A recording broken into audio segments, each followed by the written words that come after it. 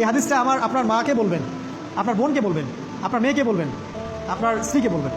এই হাদিসটা যদি কারো হৃদয়ের মধ্যে গেঁথে যেতে পারে, তার দ্বারা অন্যায় করা সম্ভব না। একটু এই কথাটা না বললে জাস্টিস হবে না। রাসূল সাল্লাল্লাহু আলাইহি ওয়াসাল্লাম মেরাজে গিয়েছিলেন, আপনারা জানেন।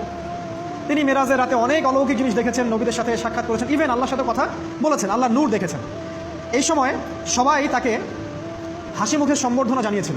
যার সাথেই দেখা হয়েছে তার সাথেই তিনি হাসি মুখে অভ্যর্থনা তাকে জানিয়েছে, আসসালামু আলাইকা আইয়ুহান নবী, সবাই বলেছে হাসি মুখে। একজন মালাক, একজন ফেরেশতা তাকে দেখে হাসেননি, একজন। আপনারা কি জানেন রাসূল সাল্লাল্লাহু আলাইহি ওয়াসাল্লাম অবাক হয়েছিলেন। তিনি বলেছিলেন যে ইয়া জিবরিল, ওর চেহারাটা এত গম্ভীর কেন, সে আমাকে দেখে হাসছে না কেন, তার মুখে হাসি নেই কেন? জিবরিল আমিন বলেছেন যে না মালিক, তার নাম মালিক, সূরা যুখরুফের মধ্যে আছে, তার নাম মালিক। যেদিন থেকে আল্লাহ জাহান্নাম সৃষ্টি করেছেন সেদিন থেকে তাকে জাহান্নামের দায়িত্ব দিয়েছেন, অর্থাৎ জাহান্নামের হেড অফ ডিপার্টমেন্ট, ইনচার্জ।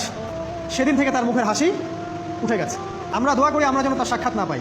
তার কাছে পারমিশন নিয়ে রাসূল সাল্লাল্লাহু আলাইহি ওয়াসাল্লাম জাহান্নামের দিকে তাকিয়েছিলেন, ভিতরে দেখেছেন কি আছে। তিনি পরে যা ব্যাখ্যা করেছেন তা হলো, আমি দেখলাম সেখানে খালি মেয়ে আর সেখানে খালি নারী আর নারী। এই হাদিসটা আপনার মাকে বলবেন, আপনার বোনকে বলবেন, আপনার মেয়েকে বলবেন, আপনার স্ত্রীকে বলবেন। এই হাদিসটা যদি কারো হৃদয়ের মধ্যে গেঁথে যেতে পারে, তার দ্বারা অন্যায় করা সম্ভব না। কিভাবে একটা মেয়ে সব কিছু উন্মুক্ত করে ঘুরতে পারে যখন অলরেডি তার আত্মা জাহান্নামে জ্বলছে, অলরেডি, কারণ ভবিষ্যৎ আল্লাহ জানেন।